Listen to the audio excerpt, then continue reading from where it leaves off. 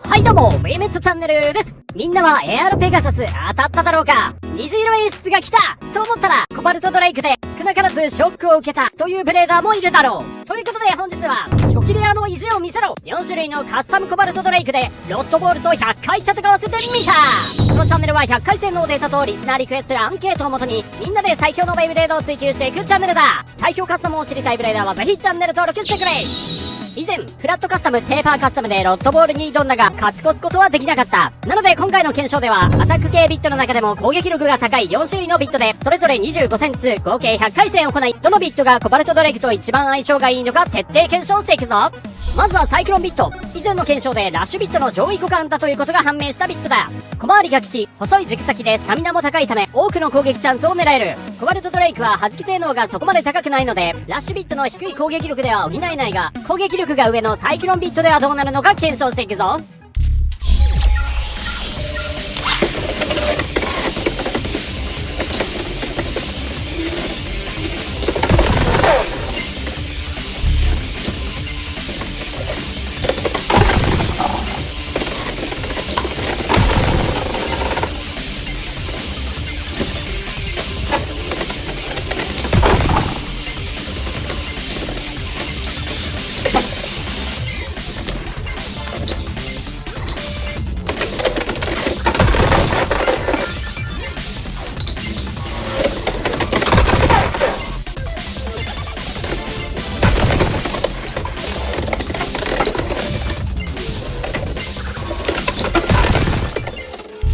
25戦やってみた結果は、ロッドボールは20ポイント、サイクロンビットは16ポイント、平均スピンタイムは 17.2 秒という結果だった。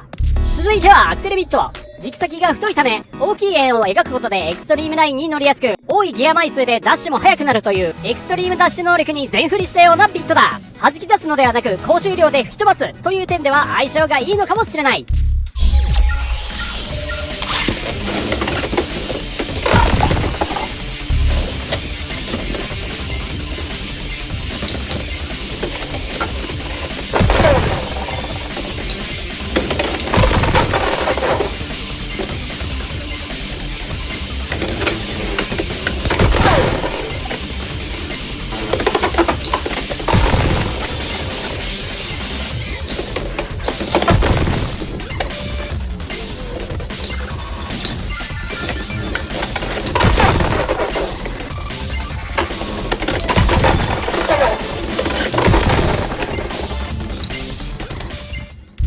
25戦やってみた結果は、ロッドボールは20ポイント、アクセルビットは15ポイント、平均スピンタイムは 12.2 秒という結果だった。続いてはギアフラット。言わずと知れたアバリウマビットだ。軸先まで切られたギアは、エクストリームラインに噛みやすく、ちょっとした接触でもダッシュアタックが発生するという攻撃力全振りのビットだ。コバルトドレイクは高重量で速度が少し遅いため、ある程度防げるのではないかと予想しているぞ。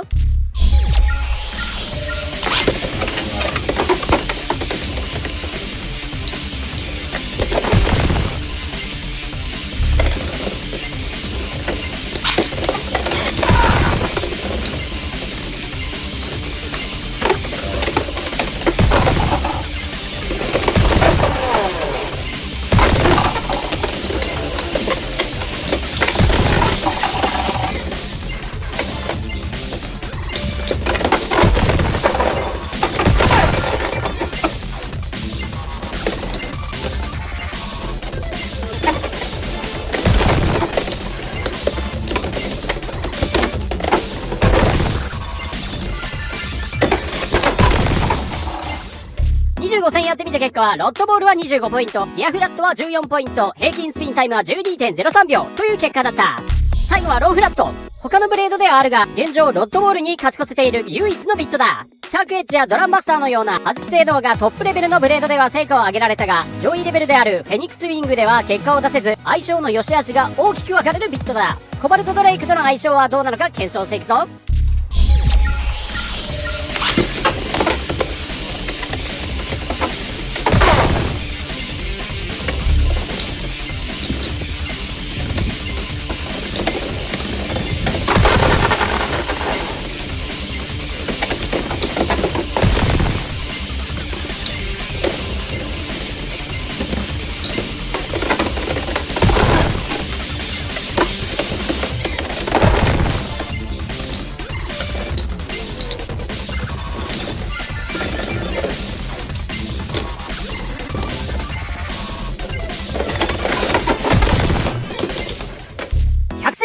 結果はサイクロンビットは16ポイント、アクセルビットは15ポイント、ギアフラットは14ポイント、ローフラットは7ポイント。ということで、コバルトドレイクと最も相性がいいのはサイクロンビットという結果だった。サイクロンビットはやはり他のビットと比べると、シュート後の攻撃に移るまでのスピードが速く、弾く力が高い高回転時に素早く勝負を決められていた印象だ。スピンタイムとの関係については、回転力が落ちてからのコバルトドレイクは弾き性能不足でオーバーに持っていくのは絶望的だが、サイクロンビットは重力があるので、弾く力が高い高回転を長く保つことができたのも要因の一つだろう。次のアクセルビットについては、サイクロンビットとは真逆の特徴を持っているにもかかわらず、ほぼ同数のポイントとなったのは意外だった。スピンタイムについては、サイクロンより5秒も短いが、序盤から積極的にエクストリームラインでの攻撃を決められていた印象だ。ギアフラットもアクセルビット同様軸先が太く、エクストリームラインを活用するビットだが、25戦中3回も自滅しており、確率で表すと 12% にもなる。ポイント獲得数は1ポイント差だが、スタミナも最も低く、採用するにはリスクが高すぎるだろう。最後にローフラットについては、